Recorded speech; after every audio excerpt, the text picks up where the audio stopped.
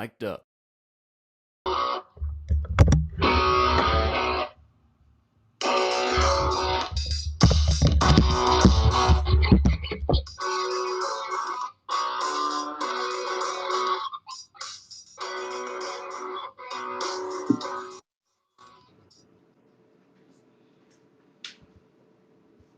Welcome. After an absence, Yankees coast to coast. We're finally back. I'd say better than ever, but that's not much of a hurdle. That's right. I'm Michael Miller. That's Adam Schneider. And we are Yankees coast to coast, and the only one out there. We've gotten rid of the other guys who were breaking our trademark. So if you want to join us today and leave a message, the microphone at the bottom of the page will allow you to leave a 30-second message, and you can leave as many 30-second messages as you'd like, because we love you, whoever you are. If there's any of you out there, we went from 6 million down to 6, down to we don't know how many right now. That's right. We'll see what happens. How you doing today, Mr. I have a new employer? I'm fine. I'm actually doing quite well. How about yourself? I'm doing okay. Mm-hmm. Things are settling in here. My mother-in-law should be in the house in a couple of minutes. My son picked her up from the airport. And my other son was here with his fiance, but he left. And then well, that's the way that is. How about I do yourself? have one request, though, sir. I do have to say I have to actually leave the show a little bit early tonight. Do you mind if we do a shorter one tonight, or is that a problem? You only got one topic. So yeah, so I do have to go. I've got a work matter that I have to deal with. So, well, aren't you running for the Democratic position when Biden abdicates his throne? I am stepping in. I'm ready, willing, and able. I've seen the polling. You do very well. Yeah, you know what they like. All of our fans who watch our show. They like cute little Jewish guys from New York. We always do well in the polls. But nobody comes to vote for us. You are the number one candidate of Yankees Coast to Coast listeners. Yes, I am. Thank you, all 8 of you. I know that at least 2 of you would vote for me. One of them is my wife. Now, she probably would. And your wife doesn't listen, so she doesn't count. Right. I don't think you're going to vote for me. So this has been a really unusually bad time for us, hasn't it? I would say. Well, it's our topic today is, are the Yankees broken? And if they are, what's broken, and is it fixable, and how? Are they broken? Adam, are they broken? Yeah, I mean, they're broken. There's a lot of weaknesses in this team, and a lot of it is stuff that we have talked about for a very, very long time. I mean, what amazes me is when the media acts all surprised, and when fans act all upset, and they lose their minds, and then people say, where did this come from? Why are they not doing this? Fire Boone, fire, Cashman. These are all things that we've been saying for a long time, because they have systemic problems. They have endemic problems. Not even systemic. They have endemic problems in their design, and and it all comes to pass during this time. These types of periods. We know they're coming. From the first week of the season, we knew that their bullpen would have a problem if they were overused. We just didn't expect that the starters would do so well for so long, and then the minute the starters started to tank, the bullpen started to tank. It was just an inevitability. My son said to me the other day, it always seems interesting that Clay Holmes, the Yankees' downturns always seem to be tied to the times where Clay Holmes is bad. It's true. Part of the reason is because Clay doesn't pitch. And when Clay doesn't throw when they're losing, he gets that much worse, and then he blows games, when winnable games, like he's done a few times. So those are the ones that really hurt. But I think, I do think that they are broken. I think that they can be fixed, absolutely. But they have to start listening to you and me, and you and me alone. Well, I was listening, potential GMs and managers to replace Cashman and Boone, and you and me were at the top of the list. So, I'm in. The I'll odds do on the that job, happening, and they don't have to pay me. I won't even take money. I would. Well, I'll take minimum wage. $1. I'll take $1. Our usual bet. We trading places. Trading places. Wait a minute, I've got a busted $1 bill here. Ready? So I don't even have that one. It looks like half Our usual bet? Sure. like $1. half a dollar because you have it Half a ripped. dollar. Anyhow, 50 for so me, 50 for you. what do you think is you said the bullpen. So let's start with the bullpen. All right. I agree, and we've agreed all season about the bullpen. What's funny about the bullpen is Holmes is an all-star. He's a tightrope walker, always has been, and he's still a top 10 closer in baseball, which is kind of scary, kind of ugly, because there's not that many long-term closers, and he's been good for a couple of years. So the challenge becomes, how do you fix this bullpen? I think that Holmes is very similar to a lot of the other closers that have come and gone through baseball, not with the Yankees. Is Yankees are great at reformation or reclamation projects, and he was one. But these guys have short shelf lives, which is a problem because I think his shelf life is expired. It's not like a Twinkie, it doesn't last forever. But the good news is his contract's up after this year. The bad news is, even if his contract up after this year, what do you do as a closer? The other parts of the bullpen, I think they found lightning in a bottle with Weaver. Weaver's been a starter his entire career except for 2022. And in 2022, when he was pitching out of the bullpen, I think for the Angels or Kansas City, I forgot where, he was fantastic, better than he's been this year. So I think maybe he's a guy that can be your sixth, seventh, eighth inning guy. And maybe he'll have some longevity because maybe he's not a reclamation project. You know, he was a top draft pick. He's not a starter. He keeps trying to be a starter and he can't do it. But the rest of the Yankees bullpen is a bunch of guys that are either reclamation projects or expired. You know, Marinaccio was not a reclamation project because he's their guy. But the rest of them, Hamilton, Birdie, Bickford, Santana, Tonkin, Hill, Cousins, they're all reclamation projects. And right now, with Tonkin and Cousins and Hill as the three main guys in the bullpen, there's an expiration date on these guys. There's a reason Tonkin was cut 3 times this year. He was DFA'd 3 times, twice by the Mets and once by the Twins. Hill had a decent year for the White Sox, and he's been decent for the Yankees, but I don't think he should be a primary lefty out of the pen. And Cousins, he's a reclamation project. So the bullpen's got a lot of problems. Those guys that I just rattled off, they're nothing more than middle inning guys in games where your starter doesn't go 3 innings.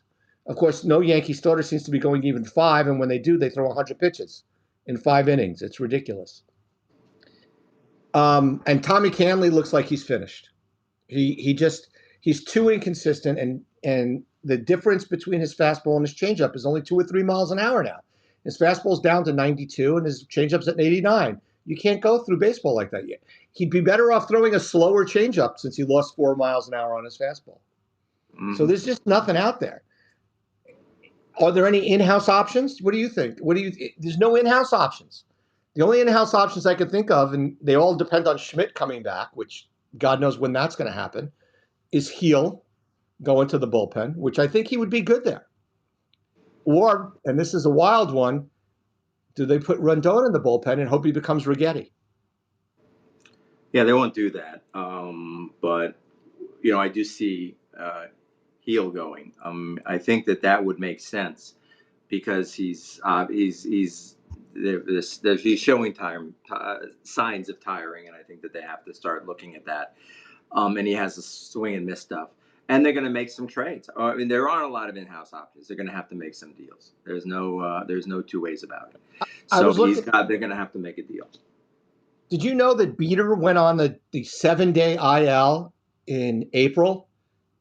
And just yesterday, they announced that he might miss the season because he's having a shoulder issue and he's going to a shoulder specialist. It's like even in the minor leagues, the Yankees medical staff is all over the place. Yeah. So Efros has been on a rehab assignment and pitched well. When is he going to come back? The only other... I keep hearing that he's on rehab. How's he doing? He's doing great on his rehab, but how many rehab assignments does a 1-inning reliever need to have? And this is what I mean. How long are these things? Why do they need to be so long? Do these guys go out, they go down, and then they look great, they come up, they get hurt again, and then they're toast for another 2 years? I mean, it's use them, get them out there, let them get hurt here. Efros, I can't say how Efros not back, but there is one guy that I was looking at Yankee minor league stats, especially at the AAA level. They have a closer at AAA, a guy named Jack Neely. He's got like 14 saves. He's 24 years old, and he has an extremely high K rate in the minor leagues. And he's a AAA, and he's the closer. Why not give this guy a shot? I don't understand why he's still in the minors if he's that good down there. It doesn't make any sense. And they have a couple of guys that are struggling starters down in the minors, and Will Warren, who has a pretty good K rate and a pretty good walk rate, but he's getting hit a lot this year after not getting hit last year or the year before. And then Gomez, who we've seen, is also an option that's within the organization. There isn't a lot, and I think this comes comes down to a couple of things. They've relied on this reclamation project model in order to they've started to buy into their own genius. Suddenly, their Cashman is Mozart in finding talent, and then he's able to give. They have been very good in the bullpen.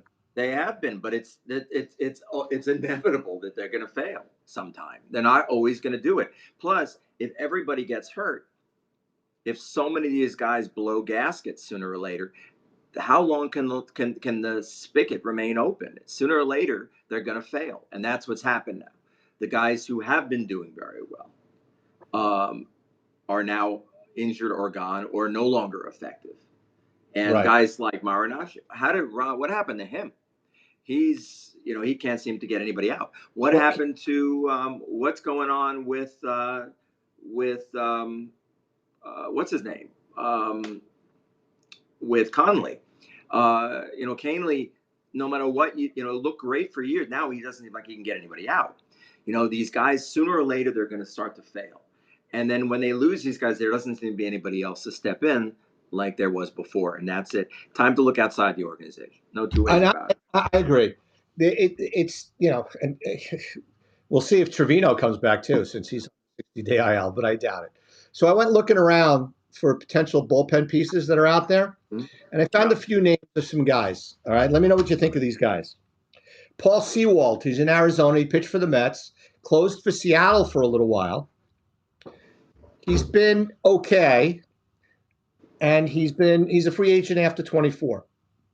So is he closing now for them? Is he closing? No, he's not closing. He's a high leverage guy though.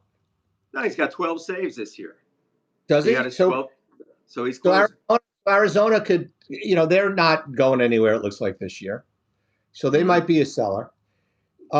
Obviously, the other obvious one, and the team is definitely going nowhere, is Tanner Scott in Miami, who had an unbelievable season last year, and he's having a good season this year, but not nearly as good.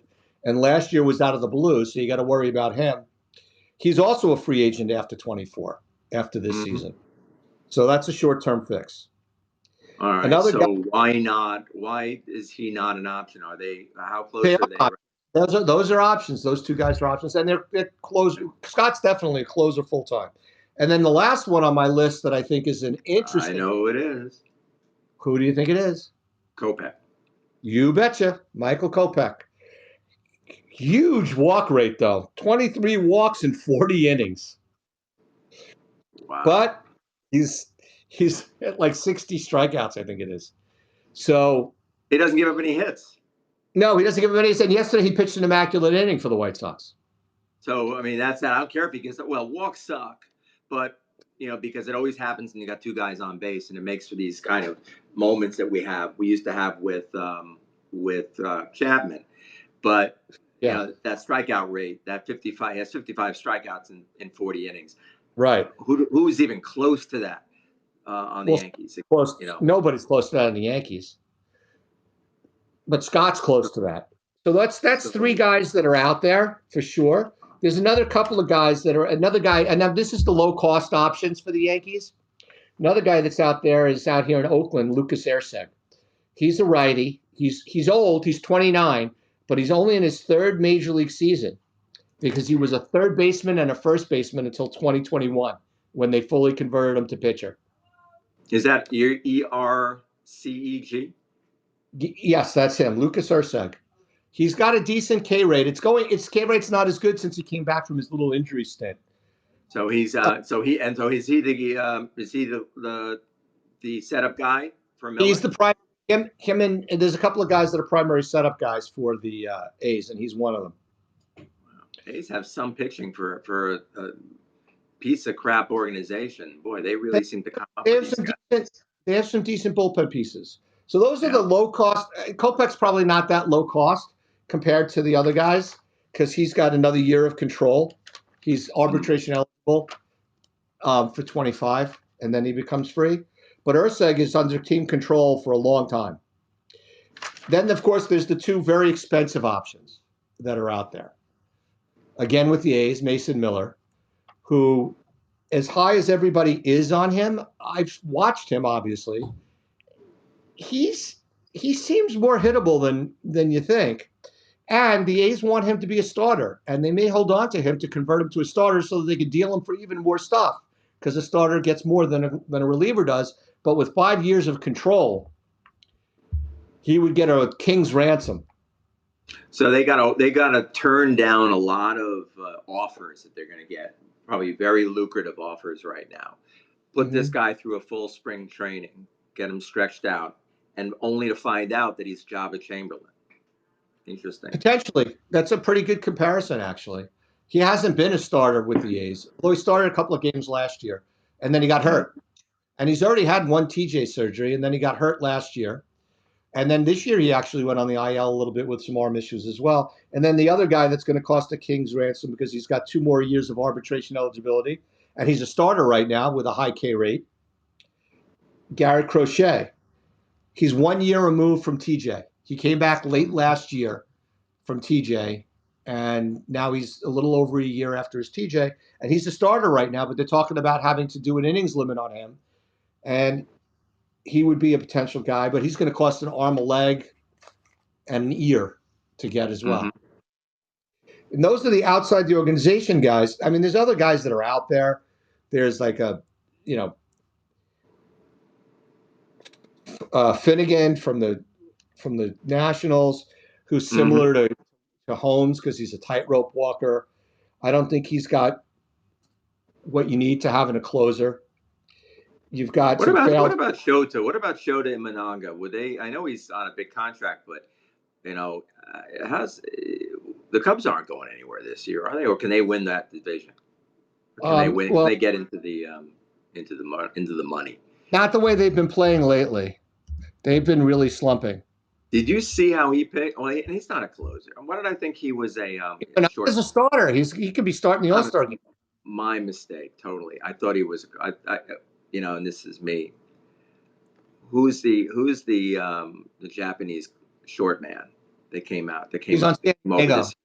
He's on San Diego, and he hasn't been that good. Yeah. I forgot his name. I wanted Amanaga more than I wanted Yamamoto for the Yankees. Did you see the game that Shota pitched against the Mets? Yeah. 3 innings, 11. How can they let a guy give up 10 runs in his rookie year? My God. And he's had some terrible starts. God, he gave up 7 against the Brewers. I mean, this guy is either unhittable or gets bombed. Well, yeah, and he's a lefty, so. Wow. I'm looking at his stats. Are incredible. I listened to one of the games on the radio this week, and Susan Waldman was going off on Rodon and a couple of other pitchers, not just for the Yankees, but guys who have come from the NL West to AL East. And her argument is not a bad one, even though I don't like her. Is that I wonder who made it? Somebody else gave it to him. San Francisco and San Diego are these monster-sized parks, right? But Rodon pitched well for the White Sox, but Rodon to me he's been a contract year guy, and that's disappointing. You know. I don't know what's wrong with him. It seems to me that again the Yankees didn't go for the character guy. They've done that recently a little bit more. He seems to be a little bit of a head case, and you said it yourself. A guy like that, you've called him a contract year guy, and that's great. Some people are like that, but I would say that my problem with Rondon is that he doesn't seem to have a lot of uh, of confidence. It just sometimes his body language looks terrible out there, and then he lets it all get to him. I don't care about the crying thing. They said he was crying. Good, he should. I think it's good when a guy cares, but he seems to melt down a little bit, and it's Well, always the first now freaking he inning. can't get out. Now he can't get out. His first inning Yeah, has been horrible. it's terrible. I mean, and he's had some of the worst first innings I've ever seen. I mean, Yeah. think about it. Think about some of his first innings. They've been biblically bad. Right. So And, they say those major league stud pitchers like Catfish Hunter, Jim Palmer, Tom Seaver, you got to get to them in the first inning or you weren't going to get to them at all. no, And, I'm sorry, he's not in that league yeah. and never will be. So So all it's right. So we talked interesting. a lot about the pitching. We think it's a pitching problem, but I got to tell you, you don't win if you don't hit. Well, Hot I take have at some the fifth pitch. points. I have some interesting points about the hitting. Yeah, All are you right. ready to talk about hitting? You want to do that? Yeah, Was I'm that very an ready to unfair talk. I'm segue? very ready to talk about hitting. So we talked briefly already, and the most interesting thing I learned, because I think the Yankees don't have a leadoff man on their roster. Is Correct. that safe to say? Correct. So I went and looked at on-base percentages of Major League Baseball players this year to see if there's somebody that could be shaken loose and be a leadoff hitter and have like a 350 to 370. Actually, it was originally looking 370 to 400 on-base percentage. And then when I looked, I had to lower my standard to 350 because in all of baseball, as of now, for people who qualify, there's only 33 players that have an on-base percentage of 350 or higher. 17 in the American League and 16 in the National League. That was amazing to me. And the reason it was so amazing is I decided to look at some of the Yankee teams and see what their on-base percentages were. From 1992 to 2011, that's 19 seasons. The Yankees never had less than 5 players with a 350 on-base percentage. Hmm. Most seasons they had 7. And the best one was, of course, 98 when they had 10 guys with a 350 or more on base percentage. That's ridiculous. You look at the Yankee roster today, they have the number 1 player in all of baseball in on base percentage, Soto, 428 going into tonight. Number 2, Aaron Judge, all of baseball, 424. And then the next highest on base percentage on the team is Volpe at 304. That's below major league average. And I after him mean, is Stanton at 302, and that's it. Nobody else has 300. They don't even have 4 guys. They have 4 guys at 300, much less 5 guys at 350. I think that is so emblematic of the game now. I mean, not all of the game. There are still great on base guys. I'm looking at them now. Look at Mookie Betts, over 400. Stephen Right. Kwan, what I would do to There's, have a Stephen Kwan playing with us. well, Can you that's the imagine whole. Stephen Kwan leading off? Stephen Kwan coached against him. By the way, he's from out here in San Ramon. You He, what? You did? You saw him play as a kid? well, I wouldn't have told you anything about it. He played for San Ramon. He played in San Ramon for San Ramon Valley High School when I first started coaching varsity baseball out here. That's a long time ago. But out of all the guys that are big on base percentage guys, if you look at the 33 guys, most of them are not leadoff type guys. Most of them are why does Kyle Schwarber lead off for the Phillies? He's clearly not the prototypical leadoff guy, but he's got an on base percentage over 350. Yeah. The guys that I looked at that could be shaken loose, that could be leadoff guys. And the first one on my list was surprised the crap out of me. Christian Yelich. Yeah. I'm seeing him. He's He's number 4 in the league in that right now. Yeah, he's 417 on base percentage. I've not seen, granted, after the back issue and everything else that went on in the world with him, he's certainly come back as a different player than his MVP season. Mm-hmm. But he's an okay fielder. Brewers were trying to dump him forever. His salary is $22 million through 2028. And there's a dual option for $29 million for 2029. Yeah. Wow. So it's a lot of money, but on base percentage isn't going to go away. Yeah. But I don't think the Yankees care. And $22 million, no offense to the Yankees, but $22 million isn't the worst thing that you're ever going to spend if you're the Yankees, especially if you got Stanton making all that money. Yeah. So Kwan's never going anywhere. The entire Guardians team is prefaced on base percentage. That's why they score so many runs. Okay. Betts is not going anywhere. The other guy that I want no part of, Kramer was very high on him, speaking of which.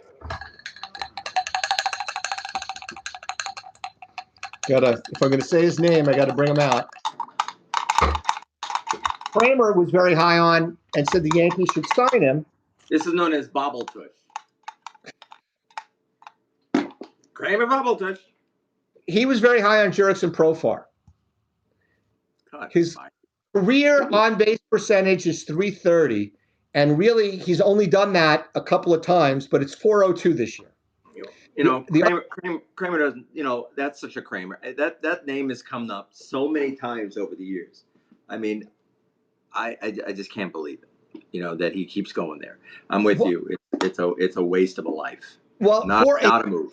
All of a sudden, he's got a .402 on base percentage after not being a high on base guy. Now, there's another guy that's among the league leaders that I looked up, and he's actually on my fantasy team, Josh Smith with the Texas Rangers. Now, he was a high draft pick out of high school, but he was a free agent signing by a team that traded him to Texas for Joey Gallo. You froze. Oh, did I? Sorry.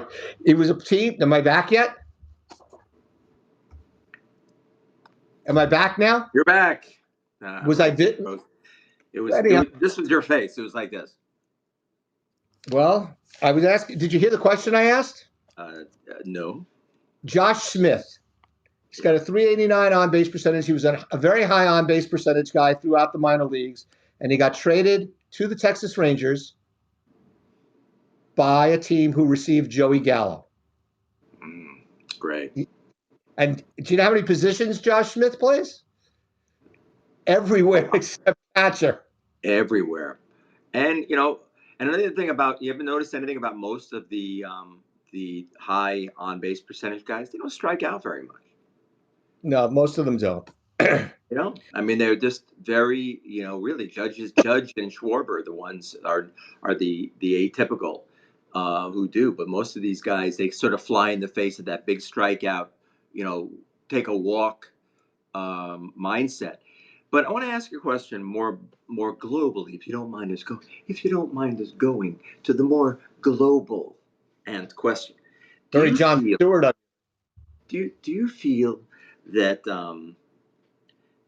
that Moneyball has been discounted?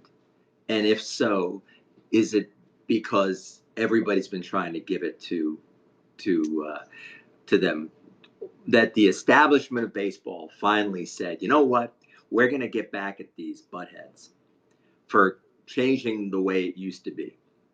Do you think that this is revenge? Because it seems to me that Moneyball is no longer in play. No, Moneyball's in play, but the analytics of Moneyball have changed. Teams were going for OPS now instead of going for on-base percentage. The original Moneyball situation, from reading the book and then, of course, seeing the movie, was all about walks and getting on base. It was all about the Greek god of walks, Kevin Euclid, and Scott Hatteberg. It was all about getting on base. The more you get on base, the more runs you score. And then they changed it, and now it's become OPS.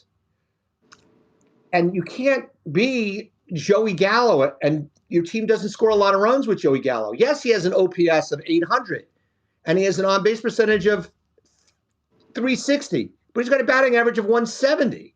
He's not getting on base. The three true outcomes is not the way to do Moneyball. I agree. I couldn't agree more. What's Todd saying? Todd just chimed in now. So what did I miss? I think what happened is the analytics overcomplicated itself, and they've gotten out of control with it. I think you need to go back a little bit more basic. On base percentage, yes, slugging is important, but you can't have slugging without a guy that's going to get on base on a consistent basis. And hitting a home run is getting on base, but it's not the same, right? Joey Gallo has a high OPS, but he's not a guy you want. He's not a winning player. I have two more guys on my list that surprised me that I had. And again, I'm going to invoke the name. I don't think either one of them is the answer, but together they could be the answer. Jesse Winker has a 379 on base percentage, but he doesn't really play against lefties. And then the other guy is Jonathan India, who plays second base, which means he's blocked by our friend Glaber. But he would be able to be on the team in 25 and 26 because they have control of him. And he could be the second baseman because he's got an on base percentage. Even though he's not as good as he was his rookie year 2 years ago, his on base percentage is still near 370. Just looking at the numbers, I'm thinking these two guys batting leadoff for the Yankees would be such an improvement because nobody else. I mean, Rice is. I'm taking Rice out of the equation because I don't really think he's a long-term leadoff guy anyhow. But He's not. He's not. He's a more of a. First of all, if he's going to, if they're looking at him for anything, they see him as a future 3 hitter or number 5 hitter. He's got a little power. He's a high. He gets on base. Doesn't strike out very much. He's a very well. He does now because he's a rookie. But you know, the idea, to put him lead off, that seemed idiotic to me. But the Yankees had no choice. They have no. Who else is going to go? So you got to. So, and it only lasted a few days. You know who's in there now. You're putting in now. They're putting in Verdugo, which is to me worse. I don't see Verdugo at all. Who, by the way, I'm not a Verdugo. I'm not a Verdugo guy. Never was. I told you that in the beginning. He's a major. I liked him at the beginning, but now you're seeing when he slumps. Now you're seeing what the Red Sox are seeing. A little bit more grumpy. A little like, a little Well, he's not. sad sack. I don't think he's been grumpy. I don't think he's been a bad influence on anything. I think he's just he's very Glaber-like in that his highs are highs and his lows are lows. And I don't think you could have a team. You need a little bit more flat line. The other guy that I've been pushing lately is Rengifo from the Angels because he plays third and second. But Now, he's granted, hurt. yeah, well, he's not that hurt. He's back. He'll be back soon. But his career. People get back from injury. Imagine Well, but then they get hurt again. But his lifetime on base percentage is only 313. But last year it was at 339, and this year it's at 358. And he's arbitration eligible, and he's not a free agent until 26. If they do figure out a way to make a deal for him, he potentially would be a guy that would play second base for them next year. Yeah. And then we look for that third baseman. I mean, that's it. Those are the guys. What would some of these guys cost the Yankees? I don't know. I would think that at some point, if they're going to trade for a guy that they think is a long-term answer, Peraza's got to be in the trade. Well, he's got no value though. His value is modest because they can't seem to get him to hit well where he is. How's he doing now? I haven't seen him lately. This is what I'll say about it because I did look again at the in-house options that the Yankees have. He's only hitting 217 at AAA this year, but his on-base percentage is 333, and his on-base percentage is 347 for his career in the minors after being awful for most of this year. And even when he was bad last year for the Yankees, his on-base percentage as a Yankee is 298. So yeah, but it's not going to. There's very little there to get him a call up. What about this Rook? What about Yorbit? They seem to like him. Yorbit could be a guy. I mean, he could be a guy. He's got decent stats. The other guy is your guy, the little guy. What's the guy's name that you like? Durbin, but he's been hurt. I don't know if he's back, but he's been hurt for a month. So yeah, well, that's typical Yankee stuff. But the minor leagues have been very odd this year. Does not seem to be a lot of people who are excelling, except this guy, Yorbit, and after a long injury.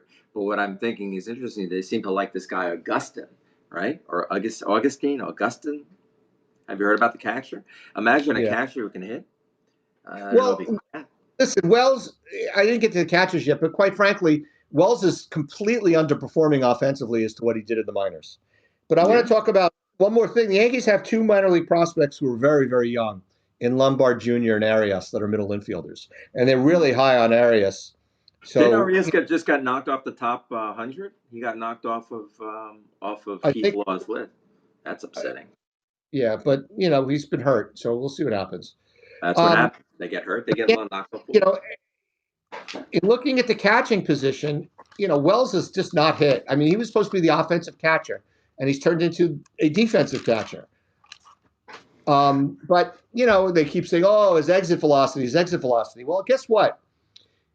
If your exit velocity results in you hitting the ball to the same place every single time, it doesn't matter how hard you hit it. They're going to have a guy there, right? It's like Yeah. when they had the shift. It didn't make a difference if Mark Teixeira hit a line drive one hopper to right field if the second baseman was there into the shift. Mm-hmm. So if there's no shift now, but if Wells is consistently hitting the ball hard, but it's right at people, he's going to have to change how he hits, which is what Volpe sort of did at the beginning of the season, which is why he was hitting. He wasn't trying to pull the ball. Mm-hmm. But Can I ask you a question? I want go to ahead. ask you a question here. I'm married. I'm looking at all of the players the last 15 days. I'm going to go back and look a little further than that. Let's look 30 days. At least 30, Okay. yeah. All right. So I want you to see something that in the last 30 days, the Yankees have had 40, 44, 50, 75, 100.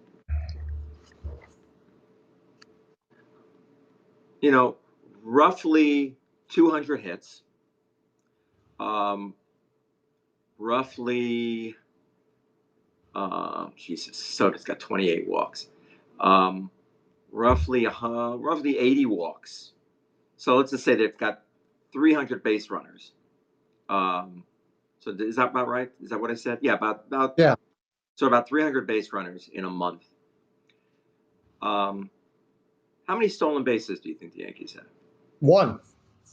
No, you're close, but only because Volpe stole all three of them in like a 2-day game period 30 games ago. Oh, well, yesterday was their first stolen base since like June 19th. They've So had 4 stolen bases in a month.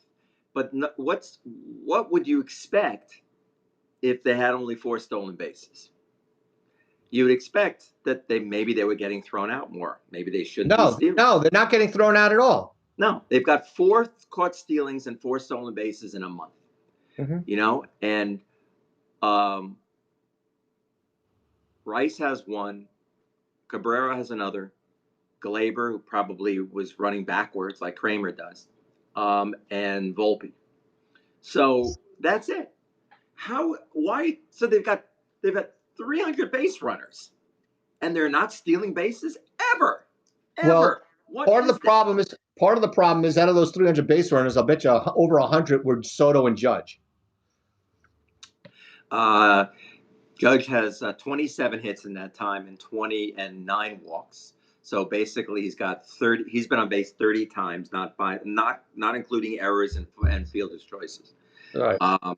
So he's been on base, but as far as that's concerned, he's had 27 hits and 9 walks. So 36 times on base by his own doing. And then Soto has 18 hits and 28 walks. Wait, but how many intentional walks does either of them have? I'm not seeing that. I'm not seeing it on these stats. So Soto's got 46 and Judge has 36. That's 82. So 82 base. They've been on base 82 times, 1 stolen base, and the rest of the guys. So you're looking at another 120 for the rest of the team, or 220 from the rest of the team, and none of them are stealing. It's just idiotic. It doesn't make sense to me why they're not trying to manufacture. I don't. Your number's right. The number seems high. The number of guys on base in 30 days, which is probably about 25 games, they didn't have 10 guys on base a game. 1 second. There's a reason that the Yankees. With walks and hits, they get 10 guys on base. Here's what Todd's answer is to what the Yankees' problem is. Mm-hmm. I actually think they are going to fire Boone Monday. And to add to after the Orioles. He thinks it's after the Orioles. I think it's time to fire their manager. I don't think they respect him since they're not playing very hard. They don't respect anybody who doesn't make their own decisions. They need to find somebody who could work with analytics but still make their own decisions. Well, I will say this. I disagree with the fact that he thinks they don't respect him.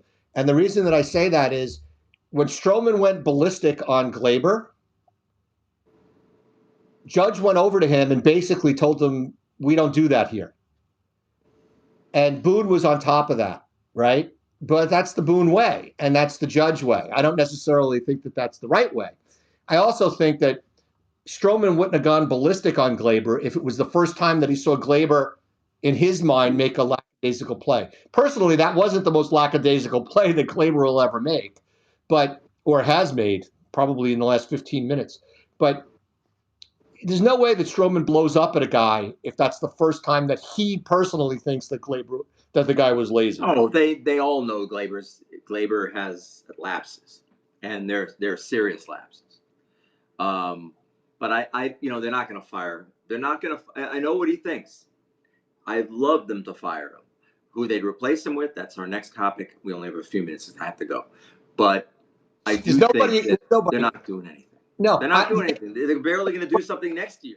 Wait, when was the last time the Yankees fired a manager in season? Probably, it was definitely Steinbrenner era. I would say it was probably, it might have been one of the Billy firings. Billy, Stump, Bucky, maybe Bucky. Bucky in 90. Bucky in 90, Stump maybe in 90. I would say Stump, Merrill, Dallas Green, 92, circa 92, 93. Well, I was just saying it's before Buck Showalter. Absolutely. And that had to be nine. So I go back because Buck was there in 91. So it's had to be 89 or 90. Well, Buck left. The Yankees won their first series in 96. Buck left in 95 after the 95. Buck was there Buck was there in 92, 3, 4, and 5. Those are his 4 years. So it had to be, I bet you it was Stump Merrill in 92. I will look it up real quick. But yeah, the Yankees don't fire managers in season. No, Stump Merrill in 91. That's it. Stump Merrill. You looked it up, or are you guessing? No, I'm just guessing. Stump Merrill 91. All right, I'm looking. You think it's Stump Merrill in 91? Yeah. Nope. Stump Merrill lasted the whole season in 91. So then maybe Dallas Jones, Dallas Green, Bucky Dent, 90. Bucky Dent. 90. Oh no! It was Bucky Dent. It was Bucky. Wait, it gets better. It was Bucky Dent, and before Bucky Dent, Dallas Green was fired in the middle of the season. And before that, Lou Piniella was fired in the middle of the season. Before that, Marley Martin was fired in the middle of the season. They always fired. Everybody was fired in the middle of the year. Right. So the last one to get fired in the middle of the season was Bucky Dent in 1990. You know what? I want you next time we see Bucky Dent to make a comment. I want you to say, "Hey, Bucky, don't sign my book, Bucky effing Dent." I want you to how did it feel to be the last Yankee manager to be fired mid-season in Boston, mind you? They fired him at Fenway. His greatest moment, next to being on the Love Boat and the Dallas Cowboys cheerleaders, was in Boston. Anyway, so the Yankees. So just to end the offensive conversation real quickly, right? Trevino, Wells. Maybe Trevino's going to go, but Wells is going nowhere. Wells is going to be there, so maybe they get something out of him offensively, as they did tonight. Maybe Ben Rice. We don't know if he's an answer, but potentially he's an answer at first base. They need an answer. Can he catch? Isn't that his spot? Well, he's a lefty hitter, as is Wells, so they would go for a righty. But then you've got in-house answers. Obviously, the big in-house answer for everything is the guy who can't stay on the field. Giancarlo Stanton. No, not him. Who? In the minor leagues. Oh, yes. Dominguez. Yes. Dominguez is the answer because he could bat lead off. He could steal bases. He could have an on-base percentage that's high. And then I looked up Spencer Jones. Did you know Spencer Jones wasn't even a power hitter in college? Yeah, I know. He was a high stolen base guy. Yeah, very fast. How's he doing right now? I haven't seen his. Not well. He's got a humongously high K rate. In 331 plate appearances this year, he has 121 strikeouts, 37%. Not good. But he's stealing bases. He's stealing bases every time he gets on base. Yeah, well, that's interesting. So they need a lot of work with him. Even if he's a punch and Judy hitter, if he can get his on base percentage up to 360 or 360 and get his strikeout rate down, and at the same time, bat his ass lead off, even though he's 6'7". He hit a ball of his center field in the batter's eye in Yeah. Tampa once. There's no way he's a punch and Judy. He just needs to learn how to hit. Well, He needs to have plate discipline. Maybe put him up and have him swing early in the count. There are lots of things that you can do to be better and not strike out so much. Part of them the Yankees never do, which is upsetting. They never seem to. They're always so busy worried about working the count, which I love. But when you can't, you got to hit the ball. So I don't know. going down 0-2 every time is not an option. Well, Grisham is nasty. He doesn't swing enough. That's a problem. The one guy I don't want the Yankees to get under any circumstances, and his name's been popping up lately, is Ryan McMahon. He's not a high on base guy. Yes, he plays second base. Yes, he plays third base, and yes, he has decent offensive stats. But I think he's the product of Colorado. So your brother has been He's just chiming in with answers. He was chiming in with answers, and Yogi eventually. Bear. Who was Yogi Bear? I didn't know that he was a Yankee coach. So let me ask you. Yogi was fired after 16 games in 1985. They're not going to fire Todd. I love you, but they're not going to fire him. So as far as managers goes, the Yankees have two choices at manager, and one you and I both agree they won't hire because they're afraid of firing him, and that's Don Mattingly. And the other one that they could hire who has New York connections and Major League managing experience and World Series rings, Walt Weiss. He's from Suffolk. Yeah. Mike Sherman and I had a nice conversation about Walt Weiss earlier today. Mm-hmm. Best player I've ever played against or been a teammate with. Yeah. Ever. Oh, you were a teammate. You were on a team with him? On a travel team after my junior year. Wow. What was that like? I can't even describe playing against him how good he was. And I can't describe watching him at practice and playing 4 times a week in the summer. He was just by far the best player I've ever been on a field with. It's not. You hear all these guys say all this time, oh, yeah, I was better than that guy back then. Walt Weiss had a dirt infield, but it was rocks. You know the field that you play on, you complain about. And I say, no, this isn't bad for a dirt infield. Imagine a dirt infield where there's tons and tons of rocks. That's what Walt Weiss's high school infield was all about.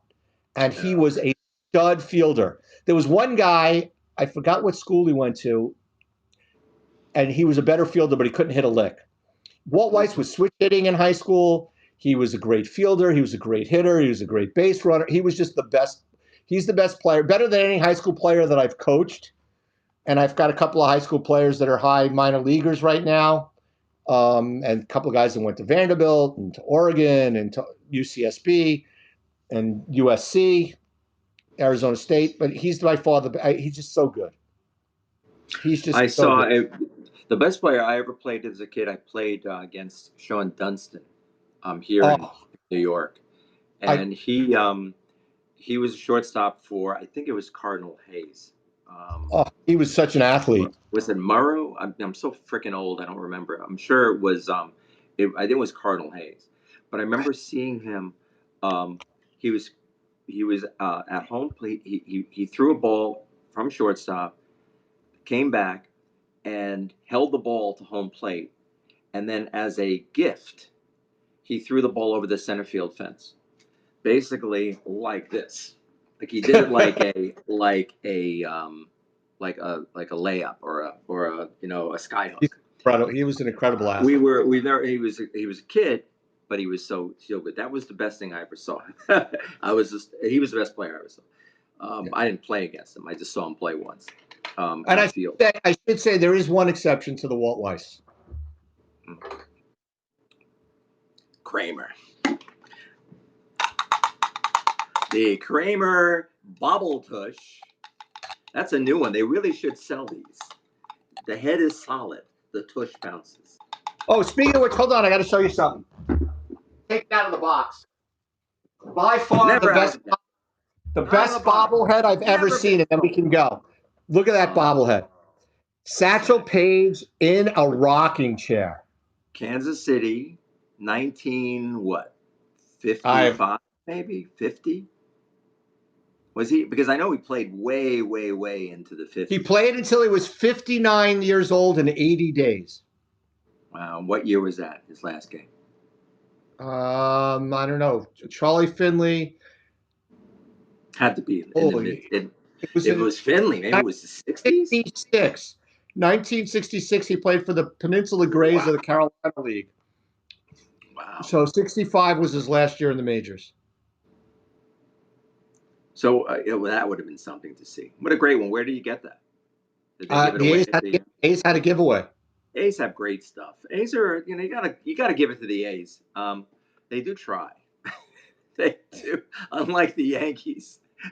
My favorite is we get $500 for Costanza right now, I think. Right. All I know is this: is the Yankees do their promos and they say first 18,000 fans, knowing that they're going to get 45.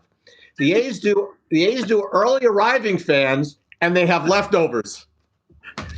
Although, all right, so this is a great story. I was working for the A's this weekend, and they had Raleigh Fingers bobblehead day, and Raleigh Fingers and Eckersley were there, which I didn't get to talk to Eckersley or Fingers for that matter. So some guy shows up late, and they ran out of Fingers bobbleheads. It was Sunday. They ran out of Fingers bobbleheads, and he's reading me the Riot Act, and I'm at the advance window inside the stadium. And he's reading me the Riot Act, and I said, I'm sorry, we just don't have any left. Because I know you have some down in the bowels of the stadium. Go back there and get some. And I'm like, I'm telling you, if we have any. What is this, a shoe store? Right. And I said to him, if we have any, I won't see them for a couple of days. I said, because I don't even get any.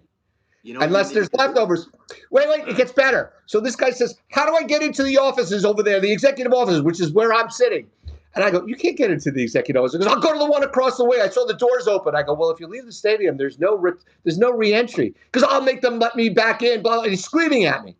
And I'm like, I'm sorry, sir. We just ran out. And he's just going, and I don't know what to tell him. And he's yelling. He goes, this is your. I go, listen, I make $17.14 an hour. It's well above my pay grade. I tried to totally disarm him by letting him know that I'm just this schlub guy and let him treat me like the schlub I am. But he doesn't. So he goes running away. And then all of a sudden, Fingers and Eckersley walk by to go to the press box and do an interview during in-game with Dallas Braden. As Fingers is running by with an entourage, this guy comes flying out of nowhere. Raleigh, I need a picture with you. They fucked me out of my bobblehead. They screwed me. I didn't get a bobblehead. I need a picture with you. Fingers doesn't even bat an eye and just keeps walking as if he was deaf and walks in. I was done. And the guy that was working with me, the guy that was the next customer in line, when he walked up to me, he goes, how you doing? I go, well, if you don't yell at me like the last guy did. He goes, oh, you handled it great. He goes, you had me laughing hysterically with your answers because I was trying to totally disarm the guy. He goes, when you hit him with the $17.14, I figured the guy would walk away saying, I'm talking to some moron. Why am I yelling at him? But no, he kept yelling at you. And then the guy, when the guy started yelling for Raleigh Fingers, I'm still working with the next customer, and he just starts hysterical laughing. And the customer says to me, oh my God, what an asshole. And I love it. I love this. I could have just seen this going like, this is John Bernstein for KTVU. Man throws himself off a BART station because he did not get a bobblehead. Get a Raleigh Fingers bobblehead. Oh, by the way, I'm hoping when I work again at the next homestand that for some reason, because what happens is they run out at one door, one gate. They may have them at another gate. And I said that to him. I said, maybe they have them at another gate. And he goes, I'm not going over there. I go, well, okay, well. So I'm hoping with the next homestand. At the next homestand. I'm not invested.